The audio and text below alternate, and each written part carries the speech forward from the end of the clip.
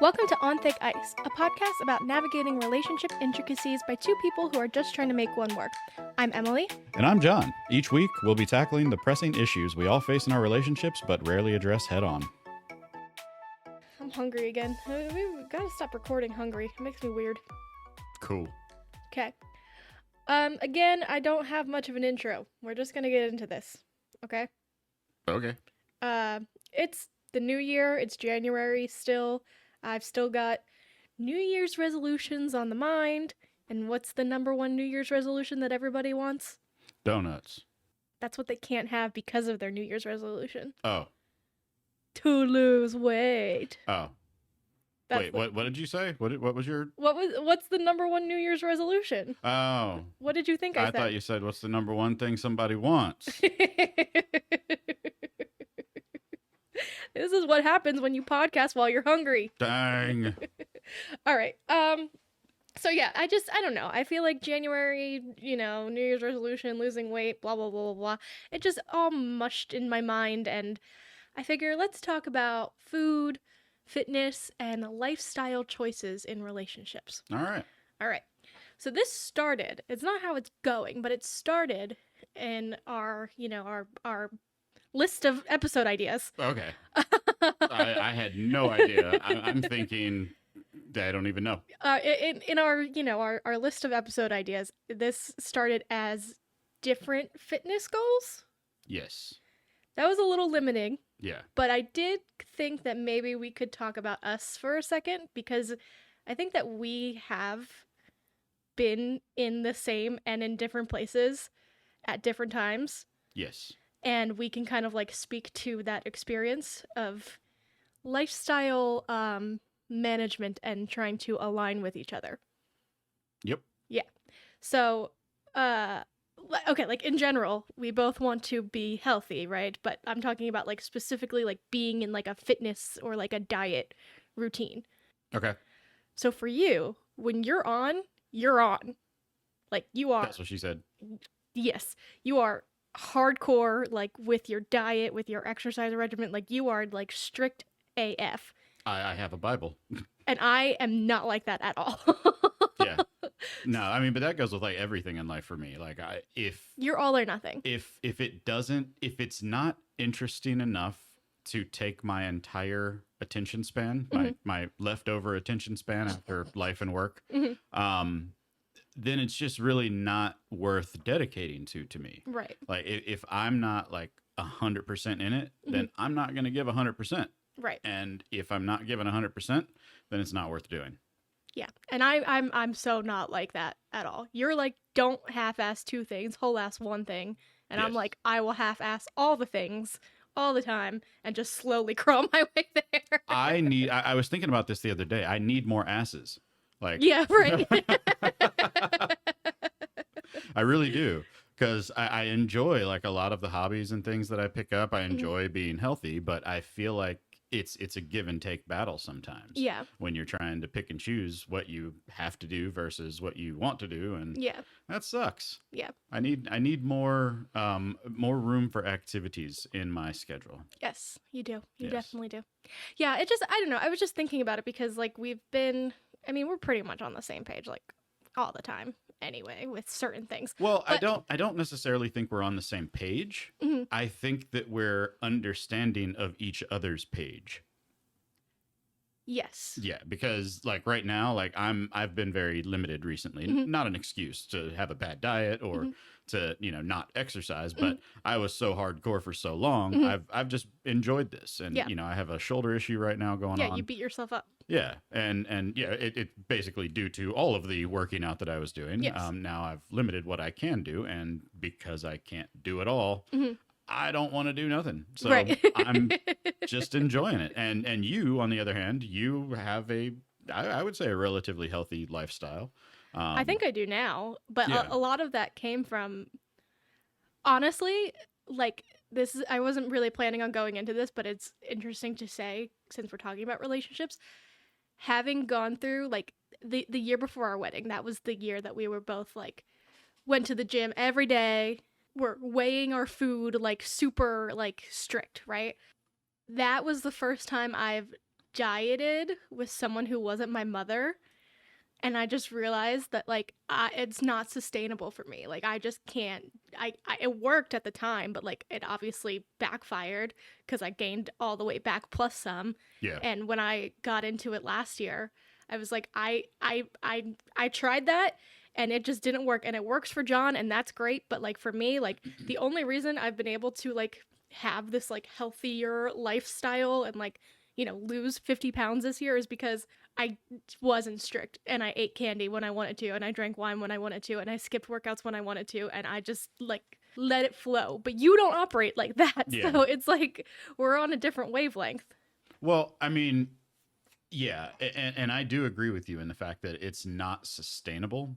But I think being in the situation that we've been in, especially myself, and not a negative towards your progress or anything along those lines. I went from what, like 230, 240 to 158. And I was, I mean, that a lot of that was retracted in muscle. I mean, that was pretty significant. So I've been on both ends and I've come back. Right. Yeah. And I think the mindset that I put on myself was I have a goal and I never really thought past that goal. Right. Yeah. And my goal was to be in a certain position for the wedding. And once I got to that point, that's when I started to become more lax. And obviously then COVID followed shortly after. COVID ruined everything. It really did. I mean, and yes, it is an excuse, but I think all things said, it was a damn good excuse. Yes. If I was going to die of some unknown disease, I was going to do it with ice cream. Yep. All right. So gonna eat off. the damn donuts. Yes. But what I'm thinking right now, and I mean, I never really thought about this. It's very obvious, but I just haven't got to that point yet because I do want to start my health journey again. And I do think that there is a benefit and pros and cons to being on both sides of the journey. Yeah. Obviously, when you start out, when you're younger, you're skinny, and then you either develop a weight problem early on or you do it in your early 20s. From there, you make decisions, you figure out where you're going to go. Some of us go fat, some of us go skinny. It just happens. I went fat, I went skinny, I went fat again. Here we are. But once you're on your like way back up in weight, you have this mindset that, oh, I've done it before, I can do it again. Yeah. And that, I think, is a bit of a crutch because you're like, oh, yeah, what's one more donut? I can start doing this whenever I want. I know I can.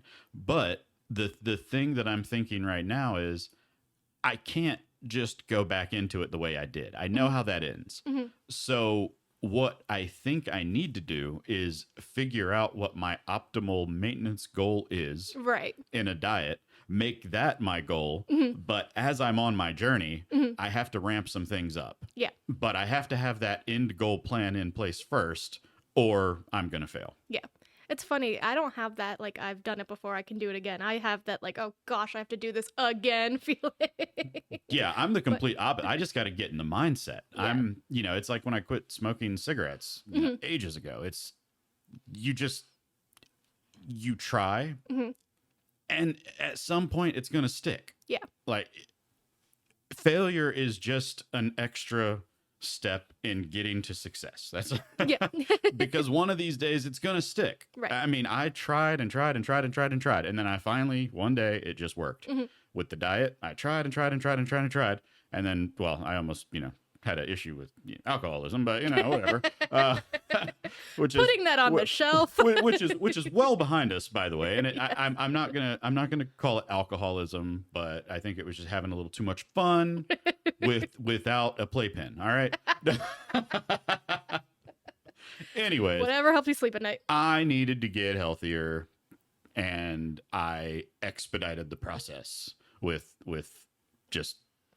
Yeah, you're all dedication. Or nothing. Sweat, dedication, cupcakes. Yes. Yeah, so I just, I just thought that might be just an interesting thing to throw out there, that we are not the same. We do not operate the same way. Right. And somehow we're making it work. So I know I went on a bit of a tangent there, but I only share that because I do feel like it's an important part of the journey. Yeah. And, we are talking like the relationship aspect of Hmm. it, but your own personal battles are Hmm. also very important in Yes. this conversation Yes. because a lot of people don't share that crap. They just think that they're on this little siloed island and nobody else is dealing with the same battles they are. Right. Yeah. Everybody else is just fat or skinny. Yeah. That's their choice. Me, I don't want to be either one. Yeah. Well, yeah. So, yeah, I just wanted to put that out there because that is where this all started from, was difference in lifestyle. But I mean, honestly, like, we would just be sitting here talking about ourselves for an hour if that was where it was going to go. So we're going to broaden it up. Word. Let's talk about relationship weight. Relationship weight. Okay. Like the freshman 15, but when you get into a relationship. The freshman 15. What is this? You didn't go to college. No. You didn't go to normal college. The freshman 15, when you move into the dorm and you gain 15 pounds because you're drinking and you're eating and you don't have your parents. So why would you not have gone with like the relationship comfies, or I don't know what the hell they call that. I don't know. Like we're talking about relationships. I was just comparing it. When you get comfy in a relationship, you start gaining the weight. It doesn't have a cute name. I was just comparing it to the freshman. Let's 15. give it a cute name. What's Go a ahead. cute name? I'm asking you. You the cutesy stuff. The first date fluffies? No, because it doesn't happen on the first date. No, you're right. Actually, right. I know when it starts to happen. So the 3-month tumble. I don't know. The allergic reaction to love. I have love allergies. It's cool. This is normal. I actually like that. Love allergies. It's the relationship jacket. I don't know. Love allergies. We'll go with that. Oh, I love that. That's so good. TM. It's like Santa Claus. I got stung by a bee. A really big bee. Love allergies. All right, we got it. Okay. But okay, it's definitely a thing, right? Like you get into a relationship and it's like, people gain weight when they get into relationships. It's not always going to happen, but it's enough of a phenomenon that it's a thing, right?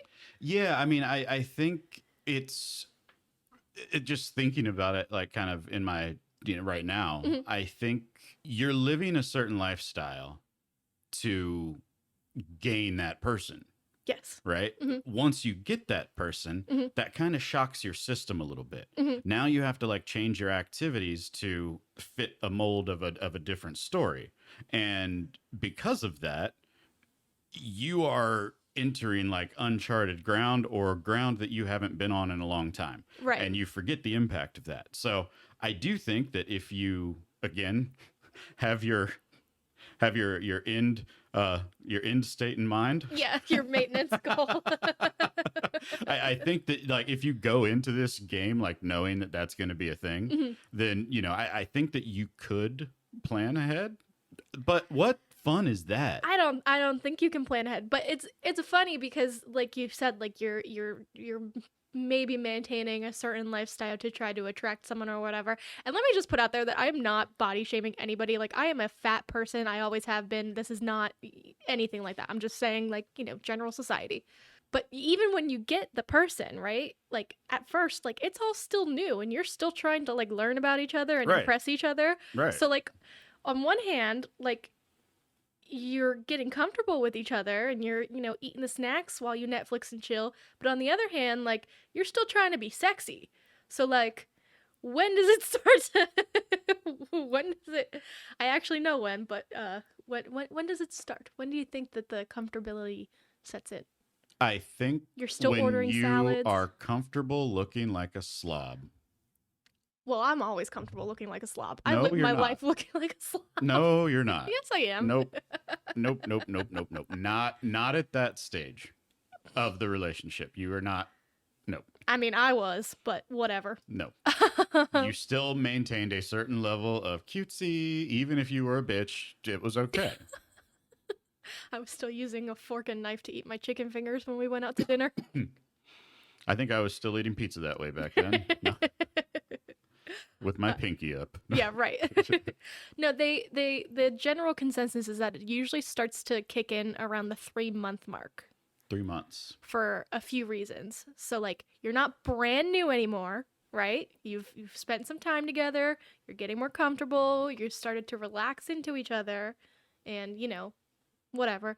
You're not like overthinking everything that you order when you go out to restaurants and things like that and blah blah blah. But the other thing that they said is that by that point you may have slowed down on how often you're having sex. So a Okay. big form of cardio goes out the window. Okay. 'Cause that's an interesting counterbalance, don't you think? Because when you Well, first start dating, you're probably going out on dates and doing a bunch of stuff. You might be eating, but you might also be like hiking or bowling or whatever. And then you're coming home at night and you're having sex. So you're burning calories. hmm. I don't know. I mean, I kind of see it as a spike Okay. because, like, before you started dating, like, your activity should be relatively flat. We'll just say, right? Like, you have normal lifestyle, Okay. you have honeymoon phase lifestyle, Mm-hmm. and then you have like the settling back down into the normal lifestyle. Okay. So this is like a peak. Mm-hmm. It wasn't there before, Mm-hmm. it wasn't there after. So what changed? Bringing another person in. Well, you get my point, right? Like, okay, so if you're saying that two people get together, Mm-hmm. they start hiking, they start doing this, they start doing that, that's implying that this is extra on top of whatever they had in their normal lifestyle. Well, no, Right. no. I'm not saying that just because you get into a relationship, you're all of a sudden doing all Well, these you're activities. doing more things. That's not and you're no. doing That's more not sex. No, I'm not necessarily saying you're doing more things. Okay. You're doing like if you are someone who hikes all the time or you go and do activity, you're probably doing that anyway. Whether you're single, you're doing it with your friends, whatever. Okay. You're just adding the sex on top of it. Okay. But okay, so again, we're maintaining a flat line. Mm-hmm. We add a bump of sex here, Mm-hmm. and then it comes back down to normal. Mm-hmm. Why are we gaining weight? What changed? Because- All we had was a peak in sex, no. and then it came back down. Because in the middle of that, when you're single, you might be, trying to maintain a certain figure to be attractive or whatever, or maybe not, but you're also getting comfortable with that person. You're eating snacks. You're Right. Like I said, you have to be a slob before the change starts. It's not being a slob. It's being more comfortable. It has nothing to do with being a slob. I'm kidding. What I mean by being a slob is you are comfortable enough in front of the person to drop a fucking spoonful of chili on your face because it didn't quite make it all the way to your mouth. Like, I don't know. I no. Maybe you just don't get it because you're not a woman. But like there is a certain point where you consciously or subconsciously stop overthinking everything that you put in your mouth in front of another person. well, let me ask you this. When you are in the beginning of a relationship, Mhm. do you not eat certain foods Yes. in front of somebody? Yes. That's what I'm talking about. Once you get more comfortable eating certain things that you wouldn't in the beginning of the relationship, that's what I mean. I know, but you're In the you're transition. equating it with sloppiness, and that's not it. It's the comfortability. You're taking down the wall of your insecurity about what it looks like if you eating this certain type of food. That's what I mean by you're getting more comfortable in your slobbiness in front of this person. It doesn't necessarily mean that you're a slob. It's just you're more comfortable looking like a sloppy eater or eating more sloppy foods in front of this person. But it's not sloppy. It's just calories. Well, there's multiple things is what I'm mean. Yes, calories. I'm talking like the structure of the food. Like when I'm on a first date, like I'm not gonna order like fucking hummus at an Indian restaurant that you have to eat with your hands. Like I'm not gonna do that. That is not first date material. All right. I don't agree, but I'm gonna move on because I don't feel like talking about that anymore. You're weird. I'm not weird. You're weird. You just don't get what I'm saying. No, I do get what you're saying, and I just don't agree with it. So. No. But It has- you said But it that has there, nothing to do with sloppiness. there's food that you don't eat. Yes, but it's because you want to See, and this is recorded right now, so I It want is- you to hear how it's- heightened your voice gets I'm very quickly when you going get to defensive. kick you. It has nothing to do with the The sloppiness next time or the we way have an that argument, you look I'm while gonna you eat I'm it. gonna reference back It's to about this. the perception of the food that you're eating. What? So like I wasn't listening. I'm sorry. the other thing that I probably Then you wouldn't wanna move order on? on a date is a salad because nobody looks cute eating a salad. No, that's true. Yeah. It's the perception. Well, is there any cute food? Yes. There is like Yeah. hot dog. No. a good cute food is like a sandwich. Something that you can cut in half, take small bites of. It looks like you ate more than you actually did. You maybe get some fries on the side so that you look chill. You eat a couple fries. You muss the plate around, and you look like, oh, she's a cool girl. She ordered a sandwich or a burger. But really, you just took a couple bites of it, and you're going to hit the fast food on the way home. See? You're not a woman. You don't understand. Anyway, I know that I definitely gained weight. The relationship weight, for sure. Oh, I when did we too. started dating. For I think I did. You did. Okay. For me, it was about like comfortability, and also I was like really poor and I couldn't afford a lot of food, and then you started taking me out to eat. So I was actually eating more meals. Right. But and I lived in bars, so I was just about to say, for you, I don't think it was like you getting more comfortable with me. It was more me being appalled by your diet, being Diet Coke and Crown Royal, and just forcing you to actually eat the food that you ordered when we would go out. There's certain things I would eat. That you would rarely eat. Yeah. I had to force you to eat. No. So I'll take the blame for that one on your side. I think I'm to blame for the relationship weight. Dun, dun, dun. The love allergy in our. I still love that term, love allergies. Oh. But yeah, I mean, in general though, I mean, I don't think there's anything wrong with. I mean, besides like, you can get into the physics and health medicine of all of it, but I don't think there's anything wrong with like gaining or losing weight. Part of it, it's just a fluctuation of life. It's like how you're gonna gain a little weight at the holidays because you're eating more cookies. You know what I mean? It's just one of those things. Yeah. That's yeah. I think it's a sign of good things. Yeah. Yeah. Donuts. All right, so let's stop talking about food because I'm really hungry. It's not helping I'm like holding my stomach because I can feel it rumbling. Let's talk about exercise. Okay. And should you work out as a couple? No. Okay. Well, okay. That kind of answers my question that I was going to ask you, but do you think like working out is a solo activity or something you prefer to do with other people? Like I think it's okay. This is going to sound really fucked up, but sure. It's just the way things are. Okay. I think it's a solo activity in front of other people. So like going to the gym yes. with your headphones in. Yes. There's other people around. That's like yes. like having other people to witness you is important to you. Yes. Okay. I don't think that's fucked up. I think that's there's a social aspect to it, and there's a validation aspect to it as well. There's a couple of parts behind it. Mm-hmm. One is I don't want anybody to see me not meet my goal. They don't know what my goal is. Right. But if I stop short, they're going to know. Okay. And they can't see me do that. Okay. Okay. So I've got like I don't want people to see me fail. I'm more likely to give up if I'm sitting by myself. Right. Okay. Yeah. In my own personal gym. Mm-hmm. Okay. The other aspect is you get in these little competitions with people, the unspoken competitions in the gym. Oh, yeah. And they have no idea what's going on, but you're competing with them. And they're probably competing with you as well. Right. Or the guy next to them. Whatever. It's just the way it is. Yeah. But those things, I think, are very important in the success of a workout plan. Right. For me. Right. And it's funny that you say that because I am full on like exercise as a solo activity. And I think that's why I like, having my Peloton and all that stuff so much. But on the flip side of it, because I don't know if I've ever plugged my YouTube channel on this podcast, but I have a YouTube channel. You can look me up at Emily Shack. And I have a Peloton community. And I do have that, like, I don't feel like working out today, but if I don't ride and post my ride, then there's, 100 people on my Instagram or however many people, it's more than that, it's a lot more than that, on my Instagram who are going to be like, oh, well, what did you do today? Blah, blah, blah, blah, blah. So, yeah, no, I get that. But, yeah. So I think it's an alone sport. Mm-hmm. Like, and at the same time, like, when you're doing this, mm-hmm.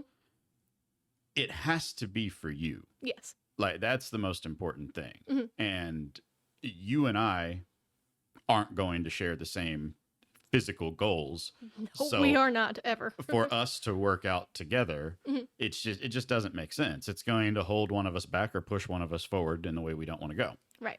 Well, What was I gonna say? I don't know. What do you feel about it? I don't think you gave me your answer. No, I did. I it's a solo activity Okay. for me. Yeah. But okay, that's what I was gonna say.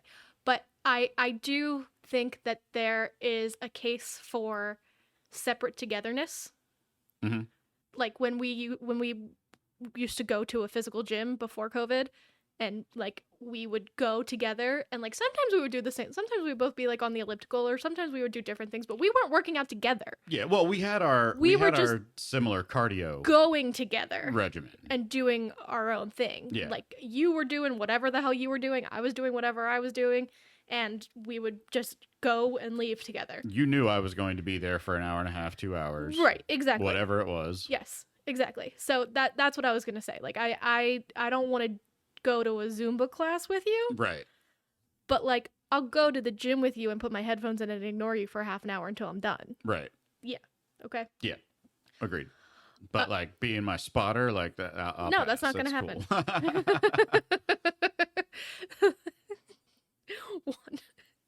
One slip away from a life insurance policy that could change my life. This fucking arm might fall off before that happens. Jesus. But okay, so let's go. There's, the internet always is going to provide us with some information. So there's pros and cons to working out together as a couple. Okay. Would you like to go through them? Sure. All right, let's start with the pros. Okay, I'm ready to debunk. I think you are. It's a bonding experience. I don't know. I go back to How I Met Your Mother when they all decided to start going to the gym together, and they just show how sexy it really is. Right? Nothing like some good crotch sweat to get you in the mood. I mean, there is a certain tone to like, yeah, it's sure, yeah. but yeah, I mean, I go back and forth on that because again, it depends on how you take it. Like I was just saying, separate togetherness, having the routine of like Saturday morning we wake up, we go to the gym, whatever, then we go get lunch or whatever we do, and yeah, that I get, but I still don't want to work out with you. Yeah. So, you improve your support system. So that's kind of like having like a gym buddy, someone that you're holding you accountable. Yeah, right? No. You don't need that? In my opinion, now, in most scenarios, now some relationships are different, like where the trainer is the boyfriend or husband or, vice versa, whatever that is. But otherwise, the other partner has a motive and they are going to make decisions that are going to benefit themselves as well when you guys are outside of the gym. We will get to that. So I don't think that is enough. Okay. I've never been one who needs a gym buddy. Like some people really just need someone to be like, oh, like come work out with me. Especially like when I was in like college and high school and stuff. Yeah. My friends would always be like, let's all go together. And I'm like, anybody whatever. who says that to me, I say, okay, and what value does that add? Well, yeah, whatever. You're a douche about it. But there's something to be said for having a workout buddy. I've just never been one that needed one. So, whatever. Okay. This you kind of talked about earlier without knowing it. The Kohler effect. Okay. So this is when someone performs better at something when they do it with a partner or when someone's watching them versus when they're doing it solo. Yes. You have something to prove all of a sudden. Yes. You gamify it in your head. Yeah. Basically. Yeah, exactly. Yeah. I've done that my entire life for whatever reason. It's really stupid. I feel like Abed sometimes, like when I was a kid, like I always feel like I have an audience.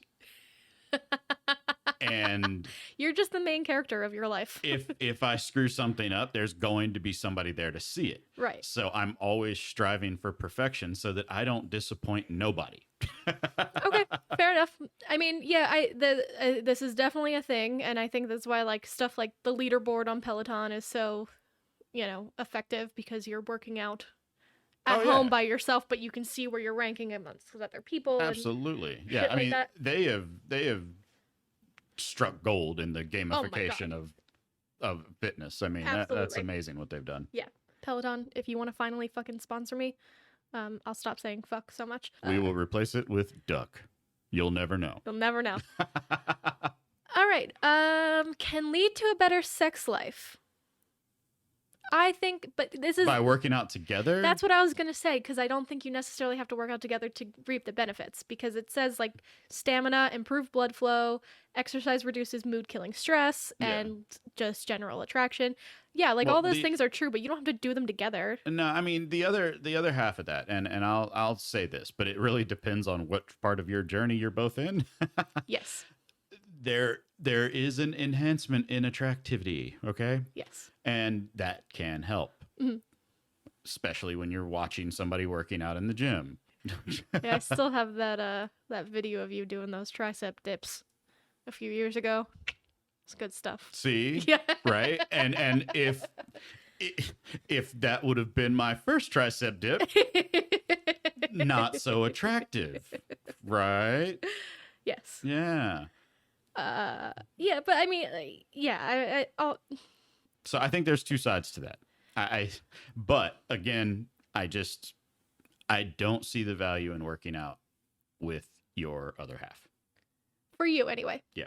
Yes. Now, let me say something else. However, now if I was a gay man and I had a partner that had the same goals that I did, that would be fucking awesome. That person I would allow to spot me. There's an episode of Sex and the City where the girls go to a gay club to go dancing. Mm-hmm. And they're looking around. It's I think the club is actually called like Shirtless Heaven or something like that. And they're like, "Oh my god, why don't straight men look like this?" And I think Carrie says because gay men have the possibility of sex at the gym. That's where I thought you were going with that.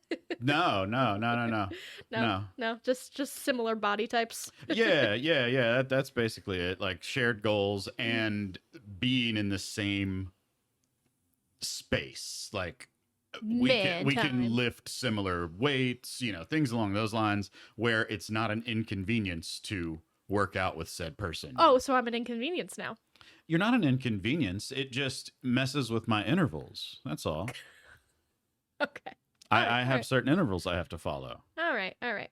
To keep maximum efficiency in your muscle burning activity. Spending quality time together. Nope. Yeah, no, it's not. I mean, for us, we don't like it. But I mean, sure, if that's a way that you spend quality time together, then yes, that is a way that you can spend quality time together. I mean, we like hiking and stuff. That's exercise. I'm thinking like gym. Like I know, but yeah. I'm just saying, like, yeah. I see that as like funtivities. No, like no. I was trying to go back to our custom love languages that we developed, and I can't remember what the one was. Oh yeah. we broke off certain level of activities as it's healthy, but it's still like quality time. I think it was. Yes, quality time. Yeah, I think that's what it was. Yeah. So I would call that quality time, like hiking. I would not call that like working out together. Okay. All right. That does not qualify in my mind. These next two are kind of like, actually all of them. Well, whatever. Being gym buddies who show up for each other improves trust. You can't say that's not true. You have someone to, if that's what you do, you have someone that you count on, and I'm counting on. Well, I mean, we kind of used to do it. Like you would, like, when I used to work Saturday lunch shifts, and I would be like exhausted, but we would have our gym date after I got off of work. Like, you would sometimes, like, I would text you and be like, "Oh my gosh, I'm so tired," and you'd be like, "Okay, like, should I go to the gym now, or like, are you gonna be good?" And I'd be like, "I'm gonna be good," and then I have to show up for you because you waited for me to go to the gym, even though we weren't working out together.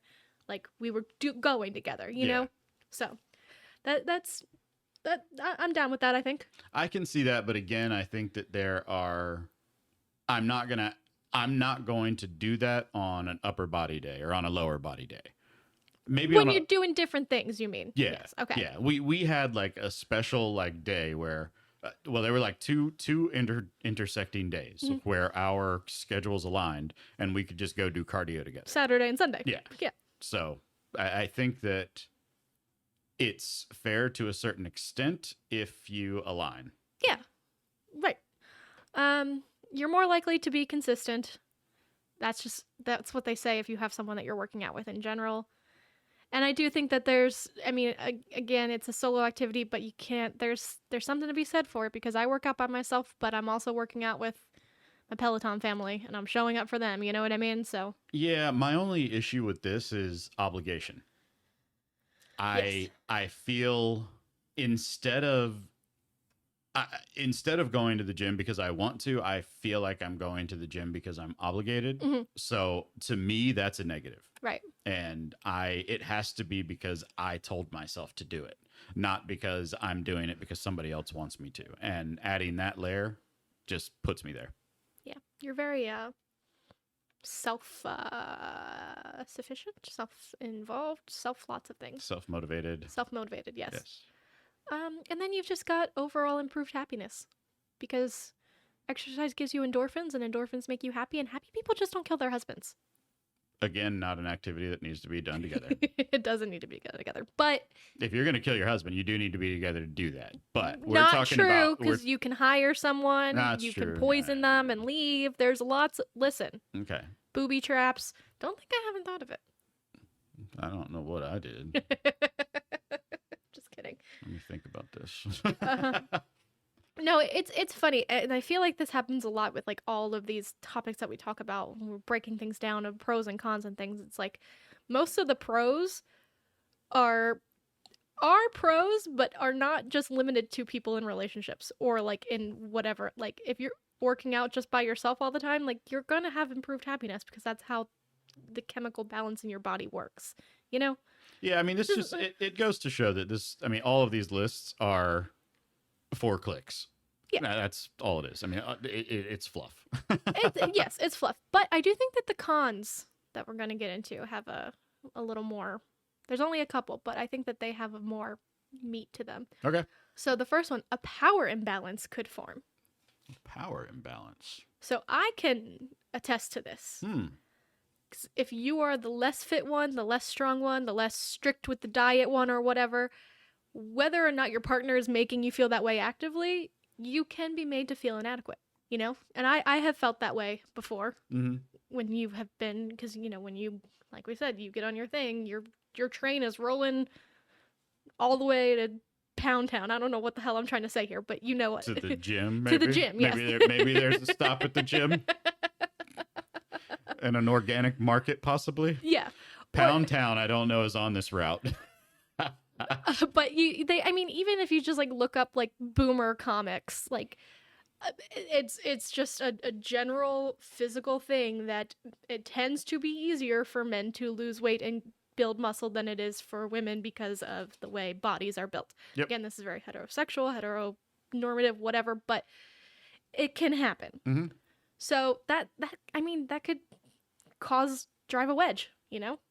Well, I mean, you've got like the counterpart of that as well. I mean, this is obviously an extreme case, but it's a very evident one. You have, I know this isn't going to make a lot of sense to you, but Tia-Clair Toomey, she is the CrossFit champion of the world, and she has been for 6 or 7 years now, something along those lines. Her husband is her trainer, but he's also a top athlete in the world. In an interview while they were at the CrossFit Games once, it was mentioned that he was a top 100 athlete in the world, and he's looking at her like, "Oh, be humble, like Jesus, the number one freaking athlete in the world, telling me I'm top 100. Thanks." Right. But you know, it's yeah. But it's his job to make her that way because he's the coach. But all at the same time, I mean, that's the power imbalance is real. It can happen. Maybe you're spending too much time together. You know what? Let me take a step back here. Actually, just so thinking about that relationship, I think the partner relationship actually works more as a coach and athlete. Yeah, athlete relationship. To be completely honest, like just thinking about the dynamic there, like that works. Right. Yeah. And obviously it works very well for these two. Yeah. But yeah, just thinking about that, just interesting. Yeah. Yeah. So In my mind, like I think going and working out as like we're gonna go lift weights together, no. But I think that actually does I'm going to build. train you to do. I Yeah. think it builds on literally all of the pros that you just said. Were they? Was he her trainer first? Yes, Okay. actually, yeah. He Cool. worked for her dad. Nice. Yeah. That would make a very steamy romance novel, I'm sure. That's Okay. Maybe you're spending too much time together. So a con. that's a con. Yeah. A lot of people think of exercise as a solo activity, like us, or maybe you really are just spending too much time together. And it's one of those things where you're just like, okay, like this is another thing that we have to do together. I mean, Right. you're supposed to love your partner and want to do things with them all the time, but sometimes you just want to be alone. Yeah. So, And I mean that goes to what do we always say? Communicate. yeah, communicate. And this one is stupid, but I mean it can happen. But this can happen with literally anything. Scheduling conflicts. I guess if you're dependent on the other person Yep. to This goes back to what I was saying earlier Mhm. about feeling obligated. Yes, yeah. And it's not just obligation, but it's also like if something happens, it's going to derail your plan. Yeah. So having that dependency on that relationship is not healthy if you're actually trying to get healthy. Yeah. Yeah. So, one of my favorite things to do here is to teach you about things that you have no idea exist, right? Sure. All right. So we're gonna. I get excited about these now. This is fun. We're gonna round this out. Just We need a jingle. No, we need a jingle. we It's need a sting. John's Learning Corner. Take a look. It's in a book. John's Reading Corner.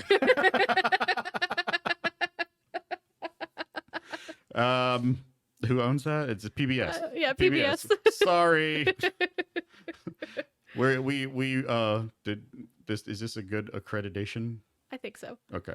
I mean, don't we pay for PBS is made possible by viewers like you, right? So don't we own that? Isn't it public domain? It is now. All right, fair enough. Hold on, I got this. Did that make it better? You can't do a sight gag on a podcast, know. babe. It doesn't. The bit don't work. I know it wasn't for the. It wasn't for the. I was gonna say viewers, but I meant listeners. We need to start recording this. Yes, we are recording it. No, I mean video. Oh, you don't want to be on video. I know I don't, I've but said that would have been funny. I know. Yeah. Okay. I know. So anyway, sit down, get ready for a lesson.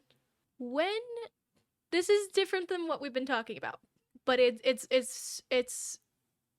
adjacent enough that I feel like it's a good way to round this out at the end. Okay. So like Or just have something different to talk about. third cousin? No. Oh. When your fascination with your partner's fitness/body/lifestyle becomes a fetish. Okay. Okay. So we were talking about similar things, trying to make things the same or like live life a certain way. This is different. Okay. This is different. Okay. I still don't know what the hell we're talking about, but You will. it's different. All right. So there is a whole spectrum of lifestyles, fetishes, things like that deal with body type, body size, body food, everything. Yep. But I'm going to stick just to the two bookends just to make it easier. And as always, I'm not here to kink shame, just to simply discuss. That's what I'm here for. Right, yes. John's here for all your problematic, send all issues to him. Complaints, I'll just give you my personal email. There's a form. All right. So here is one end of the body fetish spectrum. Okay. Muscle worship. Yeah. Okay. So this is called... I think I know what this is, and I hate it already. Denthinolagnia. It is sexual arousal from displaying strength or muscles. Mm-hmm. Okay.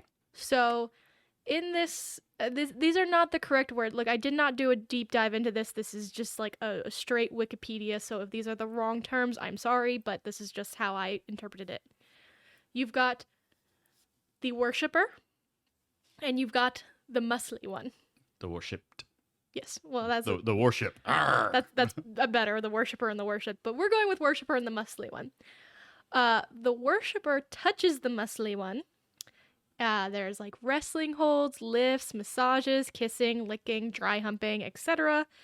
And the muscly one is typically a dominant who tells the worshiper what to do.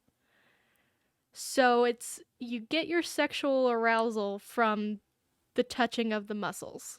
So like when I say like dry humping, like you're getting off by like humping their muscly thigh. Okay. Or something to that extent. Mm-hmm. And the muscly one is telling the one that's doing it what to do. Okay. Okay? There's a BDSM aspect to it where the worshiper might want to be pinned or otherwise incapacitated by the muscly one. Okay. So the worshiper is usually either weaker or heavier, fatter. Right? Okay? And the muscly one is usually very jacked, like a bodybuilder. So you've just the attraction is to the muscles and the capability that the muscles give this person. Mm-hmm. Okay? So it's like, I mean, in a sense, like worshiping like the Greek gods. Yes. Right. Yes. It's like And it's depicting that like very familiar image of yeah, that like the sculpted abs. yeah, and like the poses that they have. So Yes. this actually makes a lot of sense. I mean, I'm not into it. Mhm. I mean, to me, like when I go work out, my muscles tend to be sore. Well, they're not doing it while they're working out. Well, no, but I mean, if you're doing like a regular Yeah, regimen, okay, like yeah. there's you should be sore. Like Yeah, well, that's where like massages come in. I don't want that. You're not part of this community. That's true.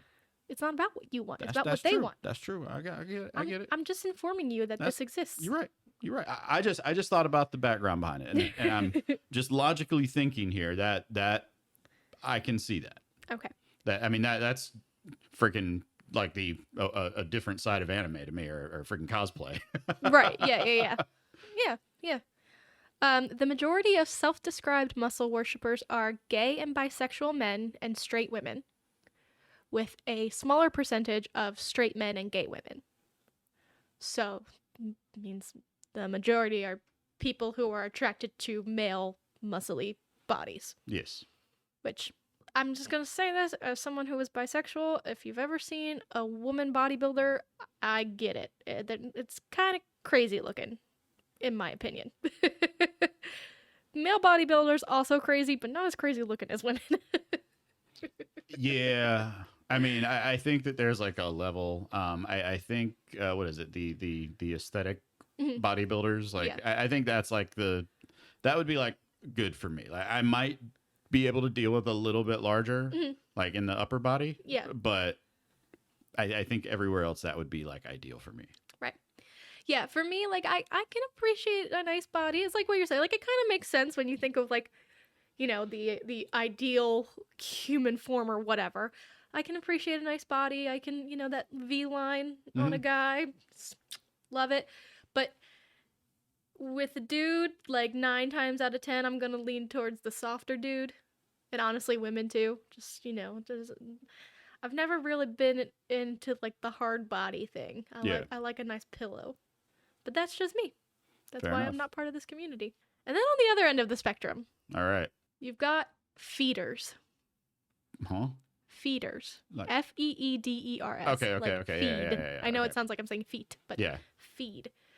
So this is someone who gets erotic feelings or pleasure from the act of feeding their partner to the point of fullness or discomfort.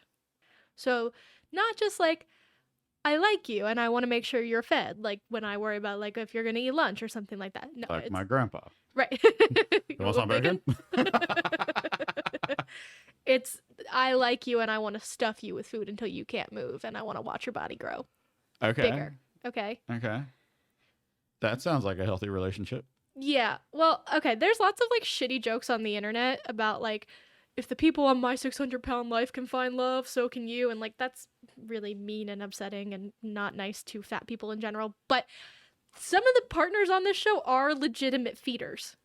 And like, they might not go into it on the show, but you can tell when you're like, when I was reading this, I'm thinking back to having watched my 600-pound life. Like, you can tell, like, they're not just like enabling their partners to eat themselves to death, they are actively feeding them Right. to excessive eating and for their own arousal. I think that there's probably like levels to it, I'm sure. Like, I didn't look too far into it because it was just a little out of my realm of like comfortability, but and my poor Google safe search is just absolutely wrecked from this podcast anyway. But like, it seems like I was reading this article with this girl who said she accidentally like went on a date with a feeder, or was like dating a feeder, and it was like kind of tame. So like, he was like just a guy and she was like a heavier girl. From her pictures, looked like she was like around my size, and they were like dating, and she noticed that like he would like buy her snacks while they were walking around and like whatever, like. And then one day they were in bed and he was like, hey, like, can I like feed you a cupcake or something? And she was like, and he's like, I don't know, like, I just like watching you eat.